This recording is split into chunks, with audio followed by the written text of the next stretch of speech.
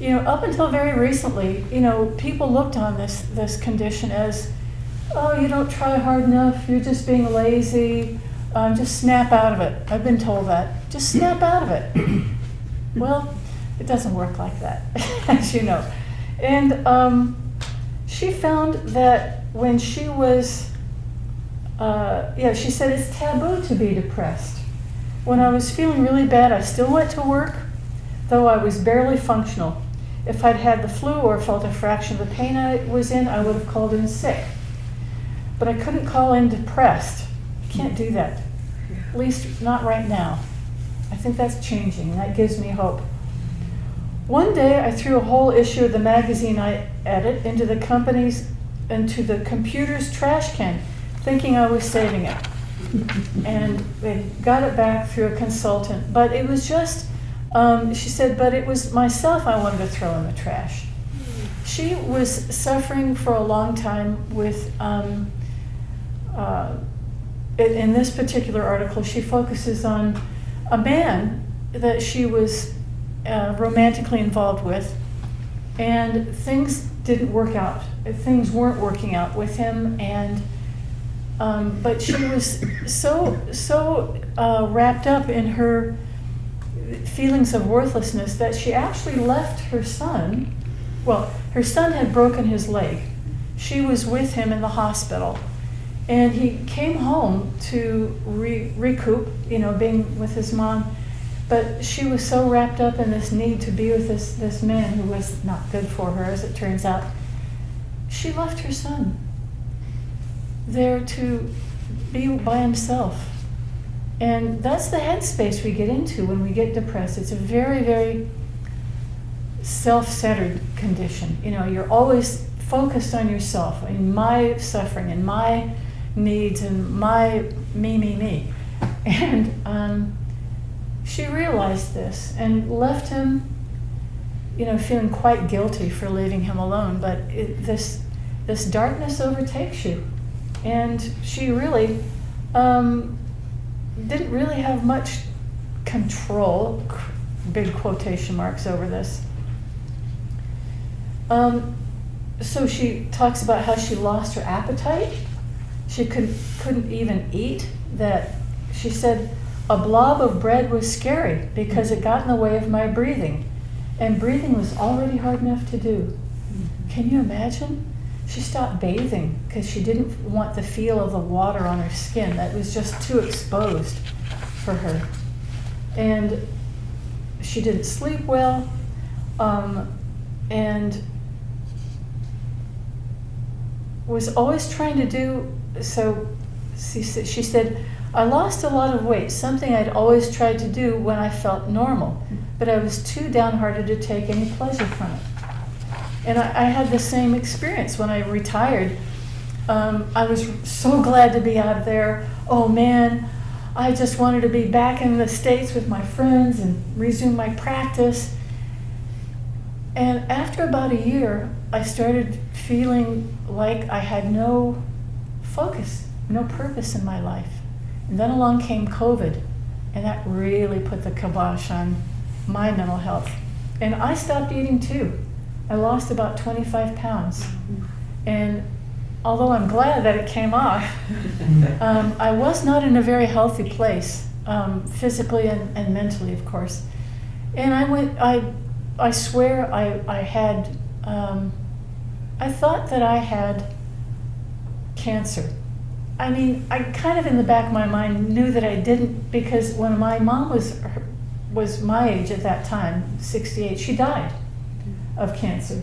She started out with this pain in her liver, which was actually metastasized cancer, as it turns out. So, and I had the pain too, and I couldn't figure out what was happening. I thought, oh, this is it. Went to all kinds of doctors, had all kinds of tests, nothing. Finally realized it's all in my head. It was just the old bugs. How much time do I have? Thank you.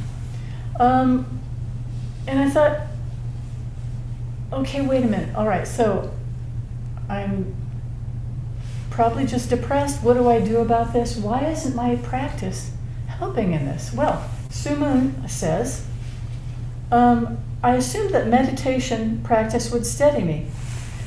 What could be more comforting than 40 minutes in the peaceful, familiar zendo with the sweet smell of tatami straw matting? But it didn't help. This is something I want to say. At times it made things worse. The demons in my mind took advantage of the silence. They weren't real demons, but they didn't care. They tormented me anyway. My Buddhist teachers urged me to keep sitting zazen. Don't turn away from your suffering, they said. Just watch the painful thoughts arise and watch them pass away again. But, okay, so she says, bring your attention back to your breathing, my teachers had advised me. This is like telling a person on the rack whose arms are being pulled out of their shoulder sockets to count her exhalations. So what she did was, when she was sitting in this session, she day by day, just crying all the time, tears and just tears and more tears all throughout the day during the sitting. By day 5, she just realized, this is not for me. This is not helping me. So she left. You're right in the middle of the session. And that was the best thing she did for herself at that moment. She just said, this is not for me. I'm getting out of here. And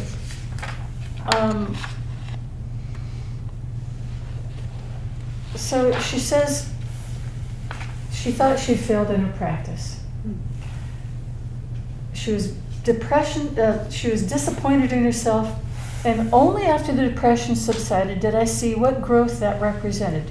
Choosing not to sit was choosing not to be ruled by dogma, to be compassionate with myself, to take my spiritual practice in my own hands, which is what she did. And so Buddhism teaches that we have no fixed self. There is nothing permanent about us. During the depression, I wasn't myself, as we say.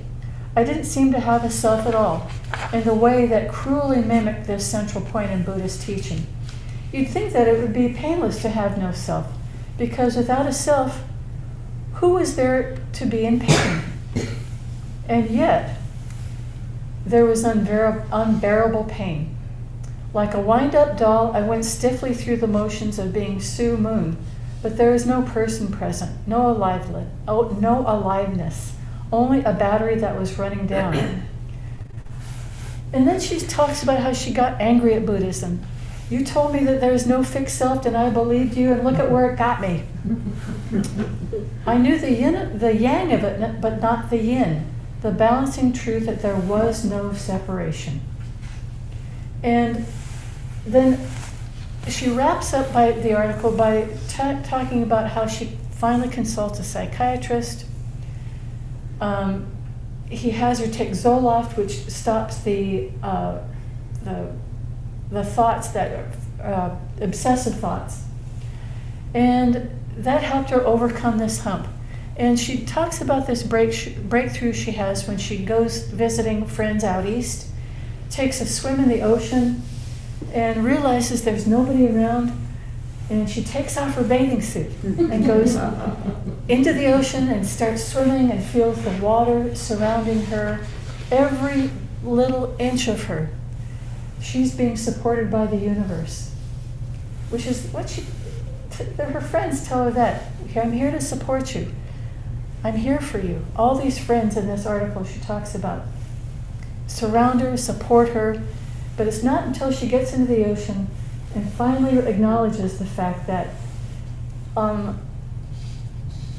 she is not separate from the universe, she's not separate from life, and that she says, I wasn't afraid to be alone with my skin because I wasn't alone. There was nothing, not the width of a cell between me and the rest of the universe. And so now I admit that I sit Zazen for a reason. I want to understand who I am, if anybody, and how I'm connected to the rest of it. And yes, I want to stop suffering. I want to help others stop suffering. When I was in despair, time passed slowly, so slowly. Now it sweeps by faster and faster, gathering momentum. The shortness of life stuns me, she says. And for me, it was just this gradual awakening. I stopped drinking coffee. That helped a lot with my health problems.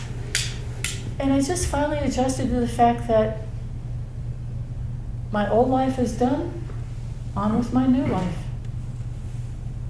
And I'm going to be traveling again soon, so watch out. Anyway, thank you for listening.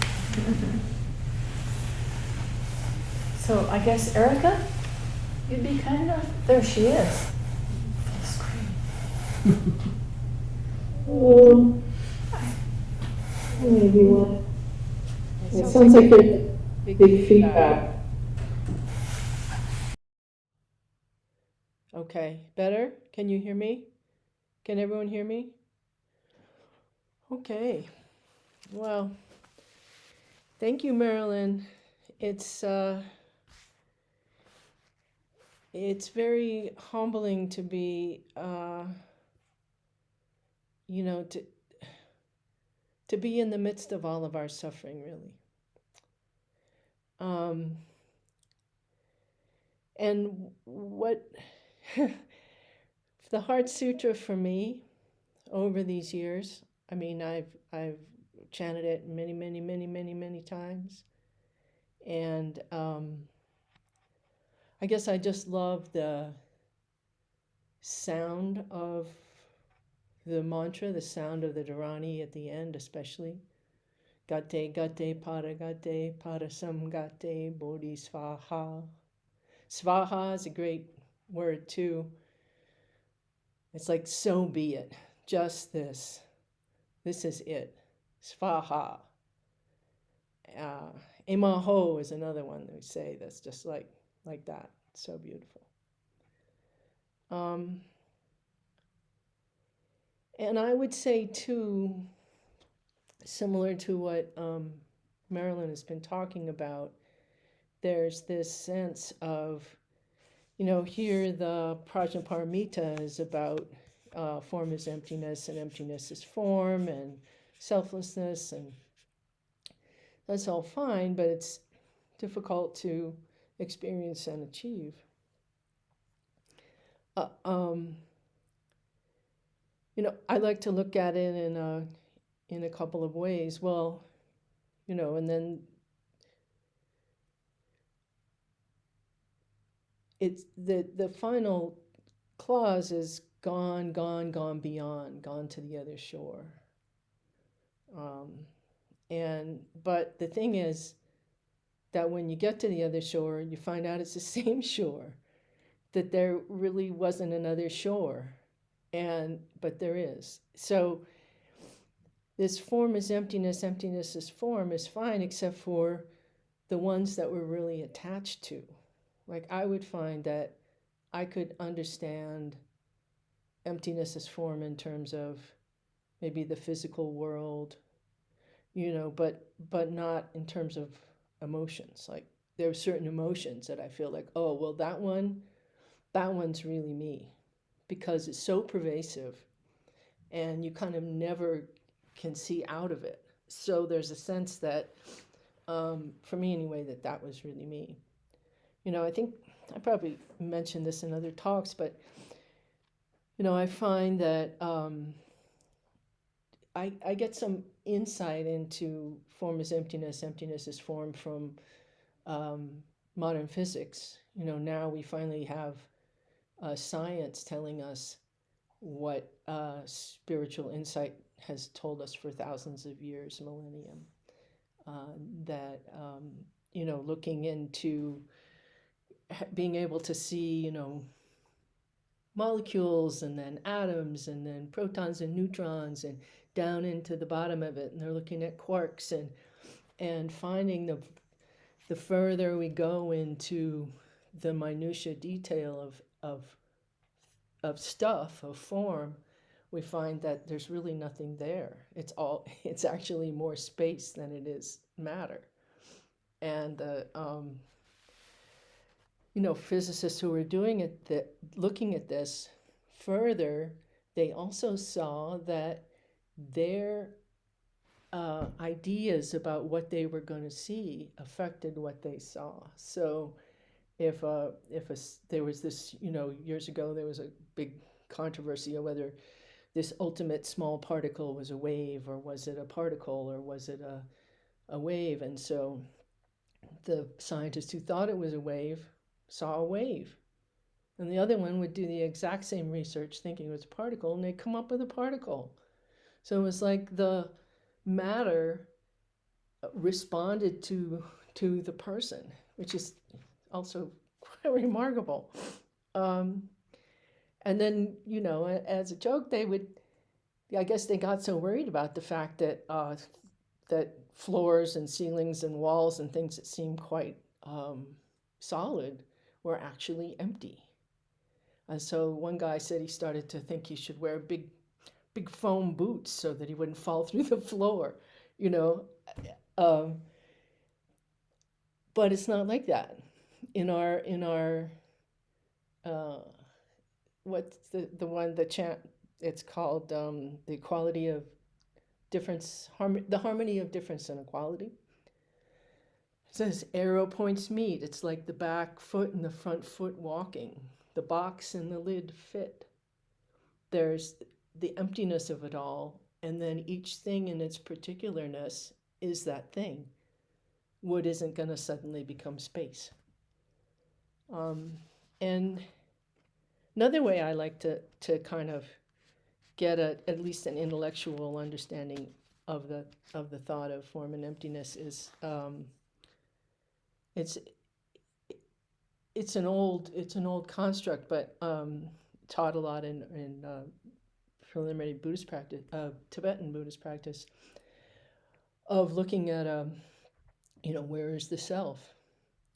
You look at a car, where is the actual car? If you take the wheels off, is it a car? Are the wheels the car? No. If you take the bumper off, is the bumper the car? No. If you take the engine out, is the engine the car? No. It's only when all of those parts are assembled in a certain way, in a certain fashion, according to the causes and conditions of that time, that we have something we call a car. And it's the same with each of us. If I look at myself, where is my Erika? Where is Erika? If I cut my hair, is my hair Erika? Am I less Erika because I don't have hair? If I, is my hand the Erika-ness? No, if I didn't have a hand, would I still be me or not? The further we look into where we find ourselves, the less we can find ourselves. Where is this Erika-ness? And then it's only really in that kind of way that we get an intellectual idea about it, and then through sitting over time, there's more and more of that kind of felt sense of it. The felt sense of the bird flying through the sky is flying through the air in me. That kind of, that when we're in meditation or when we're just walking through nature and we feel that interconnection. But I would find that, so, practicing this and working on it and studying it and thinking about it and all of that, and still this, maybe for me it's sadness, guilt sometimes, remorse. There's a certain kind of all-pervasive thinking or all-pervasive emotional set level, I call it, that's always there. So much it's always there that I could say, oh, well, no eyes, no ears, no nose, no tongue, no body, no mind. But this emotion, this one, is really me. And it's, I would even notice, like, some years ago, I started to notice, I wake up in the morning, first thing in the morning, and, when you just wake up, there's not a whole lot going on.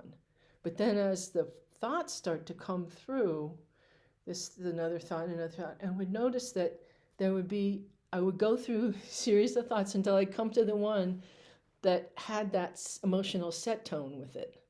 That, oh, I should have done this, or this is a difficult day, or, and then grab that one.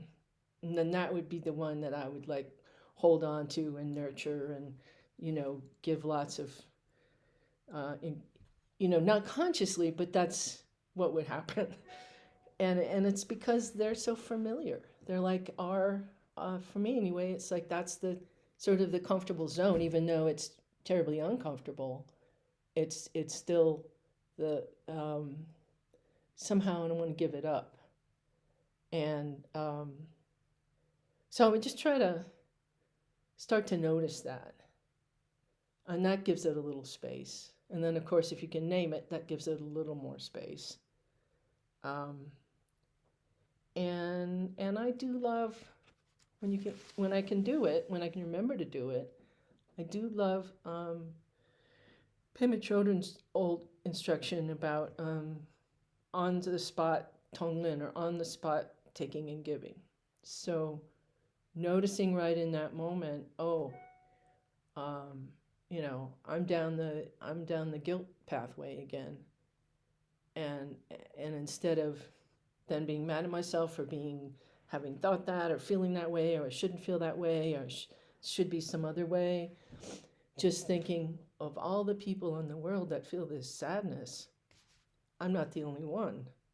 And not only that, but I could offer to all those people that feel that sadness, and I'm sure in this world there are plenty of people that have a lot more to be sad about than I do, to send out, to take, first of all, breathe in their sadness, their guilt, their what bothers them, and then think of what to send out to give to them. And sometimes I find it very difficult. It's like in the middle of sadness, I can't even think of what would help me at all. What would make me feel better? And so just trying to come up with some comfort, some ease, breathing out what I think would help other people in my situation also helps me. And Dalai Lama would always say the Bodhisattva path is very selfish, it's because it ends up helping you more than as much as anyone else. So it's selfish, because if we're kind and good to each other, we'll feel better. So I think that's one that I've used a lot. And then the other is just the naming. And when it's possible, and maybe it just takes a lot of kind of chipping away or working at it in various ways, as Marilyn had pointed out. But I did recently get to a point where I could say, oh, this one again. Man, I have heard this story so many times. I'm really tired of it. And just not do, I'm not going to play that today. I'm not going to play that song. And try to switch the channel. So I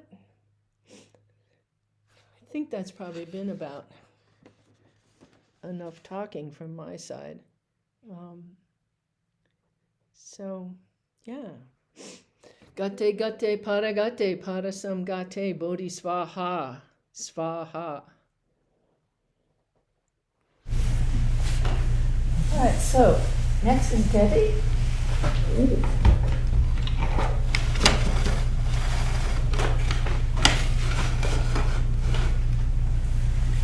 Oh, there I am.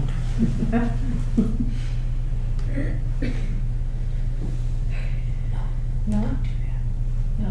Okay. Oh, sorry. We never joined with computer audio on this computer. So, I wanted to talk about moving through suffering. And this was something that I learned quite a lot about from one of my previous teachers, Darlene Cohen. she dealt a lot with physical suffering, but that was really only a part of it. And she would talk about that she liked to envision her body as a loose weave that was so wide that when she encountered suffering, it could come to her, she could experience it, and it could pass through. But she also mentions that what gets in the way of this is attachment. And so how do we remain resilient enough to absorb, process, and respond to suffering? One alternative is complete indifference, which is the far enemy of suffering, of compassion rather. But the near enemy of compassion is overwhelm. And I've been spending a lot of time in overwhelm lately. Actually, I've been doing this circular thing between overwhelm, indifference, distraction, and then just experiencing suffering. So, at some point we are all overwhelmed to the point where we just really can't take any more on. And so I heard someone once refer to that as compassion shock. And when we're overwhelmed, because of our attachment to how we think things should be, it saps our energy and we're not really able to help ourselves or others. And what we really need to be doing, want to be doing, is to open our hearts again and again, and to be willing to have them broken again and again. Because it's guaranteed that if you open your heart, it will get broken. And there's really no defending yourself against heartbreak. I think in our practice we develop the stability to not so much directly experience, but to endure having your heart broken over and over again. And I think there's a few ways we tend to deal with this. One is numbing ourselves, whether it's, some chemical means or, anything like that, shopping, watching TV, but to just avoid feeling anything. And that's very, very draining, very, very draining. Another method, which I'm particularly fond of, is distraction, which actually works really well if you have like a temporary situation. Like you get pissed off because you get a parking ticket. So you can distract yourself by, going shopping or watching TV, and it passes and there's no real problems. But that doesn't work with major occurrences like, the death of a partner, the illness of a friend. And so really our best alternative, I think, is to settle into suffering. To try to allow it to come into your body, whether, various things can work. Some people find breathing really helpful, just sort of breathing through it. But in the settling into suffering, it's experiencing wholeheartedly whatever that suffering is. If you're sad, if you're angry, if you're hysterical. Darlene tells this really funny story about how she used to she learned to have temper tantrums as an adult, and she learned to really enjoy them. And so she gives this example of, coming out to her car and finding a ticket on it and just going off, yelling and screaming and, throwing the ticket on the ground and hitting the car. And she describes that all during this, she can sense the equanimity that she has, like she notices the gap, that there is equanimity there, and then there's all this stuff she's creating. And so then she just, I do this whole thing and I go off, then I get in the car and I'm done. you know, and it's over. So that when you can settle into the suffering of whatever catastrophe or occurrence it is, but it shows that you respect it enough to give it its own pace for passing. And some things take a lot longer than others. You know, she was talking about grieving about a friend who died young, someone who was very, very committed to helping other people, someone who wasn't ready to go. And it took Darlene a long time to let that suffering pass through her at its own pace. And you know, each thing that comes to you will pass at its own rate if you let it.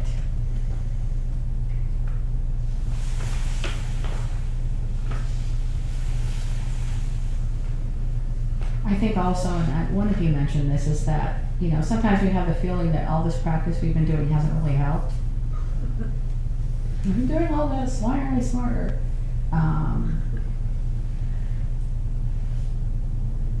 But I think what can happen if you can settle into your suffering is that it's like a door opens and you gain access to resources that you may not consciously be aware that you have. And those come from our practice. Even if, you know, I think it's a lot about Zazen, even if perhaps you don't consider yourself a great practitioner, but you sit regularly, something happens, something changes. But frequently it's so subtle we don't really realize it until we're in a situation. And we think, oh, okay, I have some stability here that I didn't know that I had. So that's kind of where I'm at with the Heart Sutra. You know, like I said, I am spending a fair amount of time in overwhelm. I'm trying to settle in to experience the suffering that I'm witnessing, and to try to tap into the stability I know is there from my practice, so that I can respond, so that I can settle into the suffering, and not just binge watch Korean comedies on YouTube, which are very good, by the way. I think that's about all that I have to say. Small groups?